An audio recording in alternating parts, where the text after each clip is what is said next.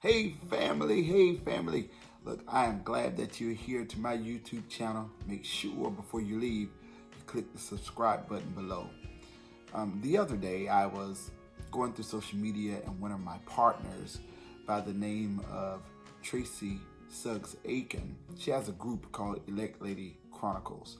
She made a post about dealing with exes. And I asked her permission, could I expound upon that thought, because at the end of her post she said that we must own our transformation.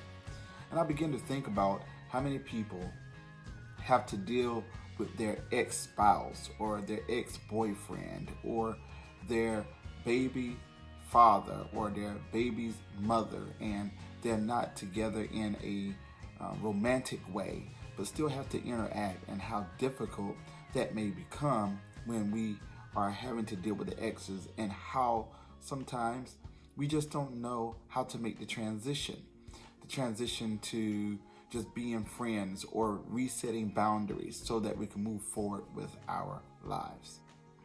From that post, what I began to realize is that dealing with the ex is very challenging, and there are some people that really don't know what to do to move forward because they remain feeling obligated to that relationship. When they feel obligated to the relationship, they choose not to move forward with any other romantic opportunities or even move forward with their own lives. So I want to talk about today, what do we do when we still have to interact with our exes, and how do we move forward and not feel like we are regretting or losing something because we choose not to reignite the flame with an ex. When you are having to deal with your ex, one thing that is going to help you is for you to not be regretful. My brothers and sisters, sometimes in relationship, things just don't work out. There's no need to blame the other person, badger the other person, dehumanize the other person when romantic flings just does not work out in your favor. It is okay for us to realize that we are not the product of failed relationships. Sometimes it's hard to get from beyond that thought when you feel like the failed relationship has put some negative indictment against who you are. What we must be able to do is realize that these negative indictments are really just emotional. There's not a person out here that cannot recover from breakup. Everybody can recover from breakup. Everybody can recover from divorce. But recovering from breakup and divorce is critical, because you must be able to discover and rediscover who you really are. Because one of the things that happens with relationship is that, yes, we give part of ourselves away in effort of growing a relationship with someone else. As we grow these relationships with the person of our heart, rediscovering who you are is critical, because there are some things that need to happen. Because just as Tracy Aiken says, that we must own our transformation, and once you start to go through a transformation, you are not obligated to revisit any relationship of your past. There are many people that are guilted into relationships, and they just don't know what to do with themselves because they feel like the word no, or the words I'm not interested, or I don't want to reopen any wounds. They feel like that makes them somewhat a mean person. But you are not a mean person if you are owning your own transformation. Transformation does not require anyone to remain obligated for someone else to transform to a better state of mind. One of the things that I've noticed that is interesting about people is that sometimes, especially in Christendom, that we pray for people, especially in romantic situations, and we don't want to let the person go when we feel like our prayers are going to manifest and we're going to miss the result of the prayers. Well, I want you to know that when you're dealing with your exes, that your prayers can still manifest in their life, but you're not obligated to take them back just because your prayers manifest in their life, just because they have a turnaround or they have a change of heart, just because they become better. My brothers and sisters, you must realize that you also have a choice. It is up to you to choose what you want to do with your own life. My brothers and sisters, relationship is not forced. We're not living in a day where people are beating people across the head and telling them that, you know what, you're my woman. And no, we're not in the Stone Age. We're in the day where people have choice, and romanticism is a choice of each individual. You must realize that just because you've had a great experience with the individual does not mean that you are obligated to have a remaining experience with that individual. We must begin to do better because, my brothers and sisters, there are so many people that are terrified at just recovering their life. They are tortured at just moving forward, that they don't do anything. Now, here's the amazing thing, is that this type of behavior is not just limited to romanticism, but I have seen people that are challenged with moving forward with jobs. They are challenged with moving forward with ministry. They are challenged with moving forward with family, because they all, sometimes these relationships create separation anxiety. And it's through separation anxiety, my brothers and sisters, that we find it difficult in dealing with our transformation without the person that was present previously, or people that were present previously. You must know that, yes, you got to learn to own your transformation. And when you do that, you have to be able to conquer separation anxiety. It is very okay to miss someone. It is very okay to be thinking about someone. It is very okay to even dream about someone. But it is not okay to feel like you are obligated to be who you've always been for that person. Just because you've had a dream about someone does not mean that you have to share your dream. Just because they are on your mind does not mean that you have to call them. Just because they are on your heart does not mean that you have to call a third-party friend and show up where they are. My brothers and sisters, it is necessary that when you are owning your transformation, that you get to a place to where you can move in a capacity of just being honest with yourself. There are many people that are not honest with who they are, so they don't live better lives. They don't do better things because they are not ready to own who they are. Owning your transformation is critical, because when you own your transformation, my brothers and sisters, you will do some of these things, like you will set new boundaries between you and the ex. These boundaries does not suggest that you have to be rude or obnoxious or anxious. Setting new boundaries mean that you are going to be respectful to, honestly, what you believe and what you trust to be true concerning your heart. My brothers and sisters, when you reset these boundaries, you have to know your limitations and your and the maximizations.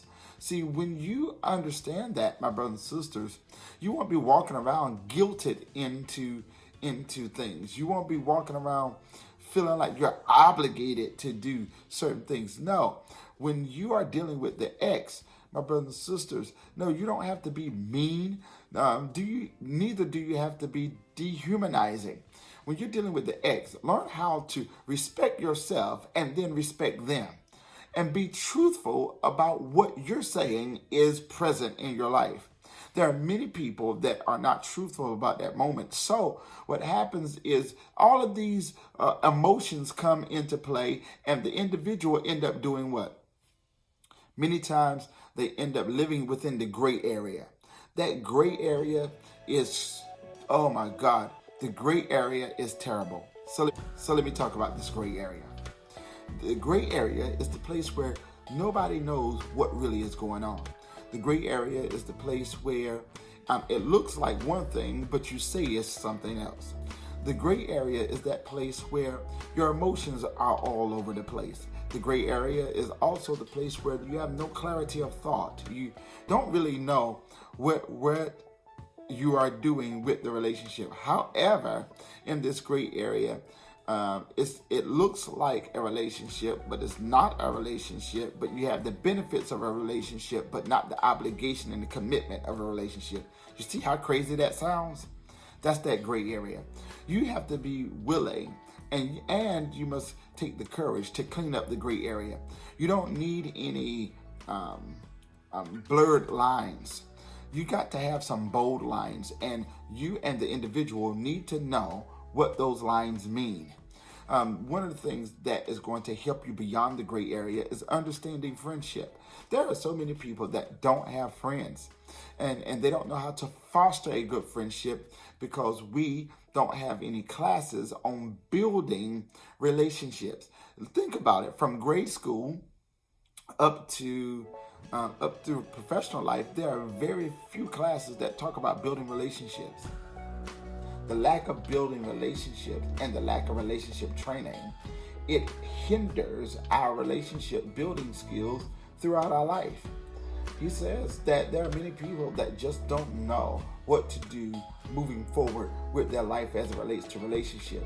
So we become cultured, learning relationship from what we see, what we hear, and how we feel. And that's not always the best thing to do. Sometimes we must learn that we have feelings, and we got to be honest with ourselves. So when we're dealing with our exes, there are many people that are just not honest. And because they're not honest, it makes it difficult for the person to move forward and let go. When you're letting go of your ex, my brothers and sisters, you got to get to a place to where you reconcile your mind, reconcile your heart, and you must have time away from that person long enough to where you can regain your focus, regain your direction, because separation anxiety is real. Separation anxiety is one of those things, my brothers and sisters, that will put you in a position where you feel like you just have to be around that person, or you must contact that person. Why? Because it's almost like being on a drug. When you've gone without the drug for so long, until you have gone beyond that moment of denial and you learn how to master that temptation, what happens sometimes is that the person ends up in a position where they just end up falling back because they feel like they must interact with the person. Listen, today, when you're dealing with your ex, do not be rude. Realize that you have the right and you have the opportunity to be who you are. Be that person. Listen, when you're dealing with the ex, when you're dealing with the ex with children, you got to put some boundaries in place that's going to be healthy for you, healthy for the ex, healthy for the children.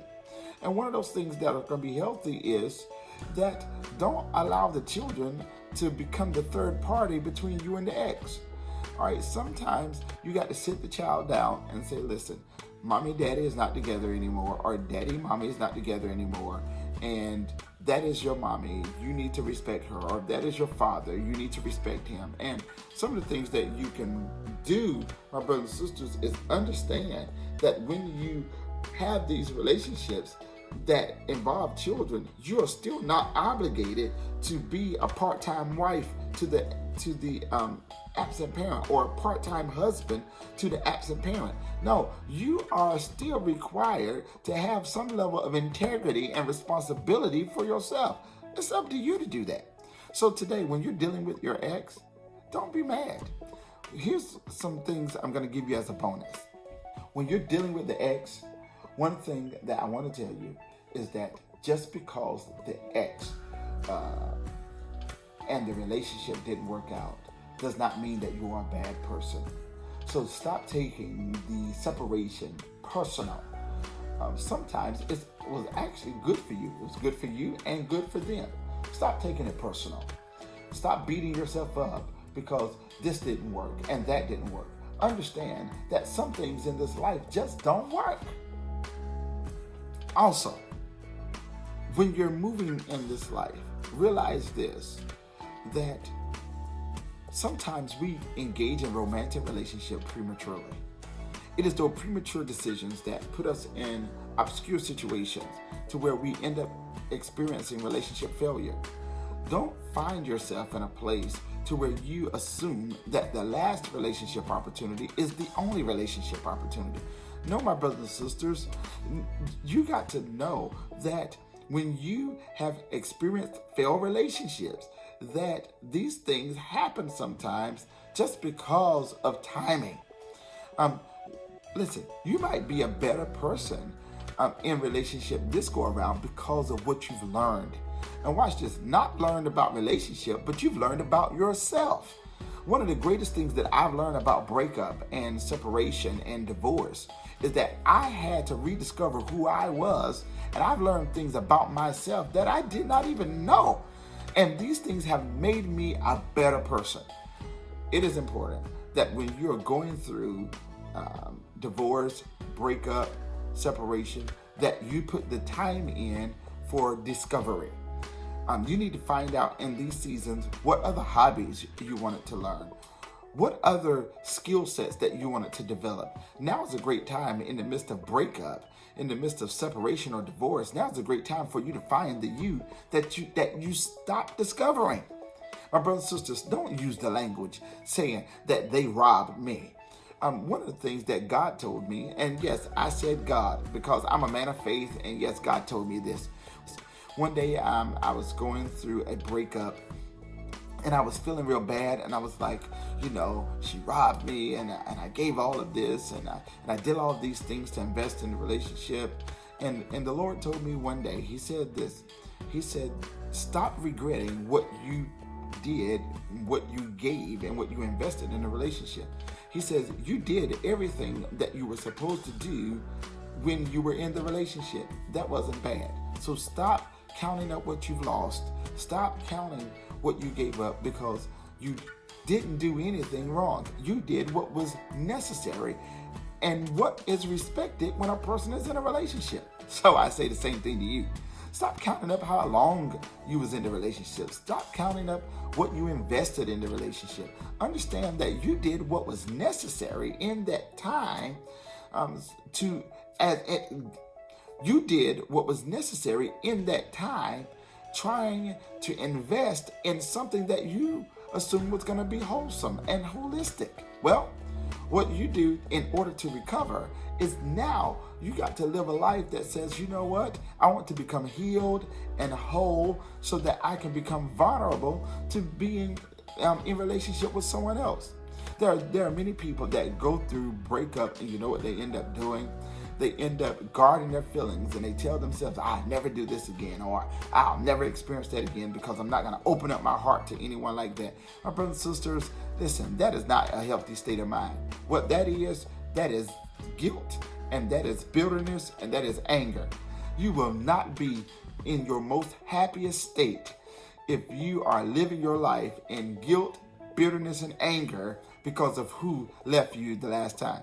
What I tell you today is that as you are moving forward with your life, choose to move forward and be happy about your decision. Now, the last thing I need to tell you that's going to be great for you. You cannot let friends or family guilt you into restoring a relationship that they deemed was good for you. My brothers and sisters, singleness is not bad. I understand that it's difficult, but there are many people that they are so terrified about being alone that they rush themselves back into relationship. They rush themselves back into marriage. That is not what you should do. You should understand that when you've gone through separation and divorce, that what happens with separation is that you go through a tearing. It's like taking a sheet of paper, ripping the paper in half, and you go through a tearing, and you need some time of reconciling yourself. And when you do that, my brothers and sisters, be honest with the time. Own the time of recovery. Own the time of rediscovery. Own the time of redevelopment. Own that time. Take that time to learn who you are and realize that you're not obligated to go find someone right now. It is not mandatory that you just include someone in your life right now. Neither is it mandatory for you to be with a childhood friend or your college friend or with someone that grew up in your community. That is not mandatory. Don't let the expectation of others become the reasoning that you use to force you into a relationship that you're not ready for. My brothers and sisters, we must learn how to foster friendships, and fostering these friendships is going to be great in us finding ourselves and understanding the other person. Don't you know what the Bible says? And all that getting to understanding. Now, I know that was it's a theological premise behind that, but the same thing in relationship development, that you must be intentional about understanding the other person. And guess what? Sometimes that just comes through communication and interaction with them. I've heard many people say, well, how can I learn about the person if I don't ask questions? Trust me, being a person that asks a lot of questions does not mean that you always will get the right answer. And let me tell you why. If you have never been lied to by a person, if you've never been deceived by a person can tell you everything that you want to hear, and you miss all of the signs of who they really are. You need the combination of them both. It's called having conversation and being in the presence of the person. And you must realize that you have a choice to choose how you're going to interact with that person based on your pet peeves, your standards, and what you're willing to negotiate. One of the greatest things that's going to happen for you is being able to understand what are your non-negotiables. There are many people that deal with their exes, but they are not honest about their non-negotiables. They think that as long as I'm in a relationship and the person learns who I am, then my non-negotiables should become obvious to them. That is not true, my brothers and sisters. It is unfair to think that anybody should know what your non-negotiables are. But you must be willing to communicate your non-negotiables when it is time to cross that bridge of discussion. Today, as you're dealing with your ex, one thing I want you to know is that you are just as important as your ex. Your ex has feelings, so do you. Your ex has a dream, so do you. Your ex has a mindset, so do you. It is necessary for you today to realize that as you move forward in life, that you must own your transformation. Tracy Aiken, I want to say thank you, because this conversation has been riveting, and there are many people that need to own their transformation. And today, I suggest that all of my brothers and sisters that are subscribing to this channel, that you own your transformation.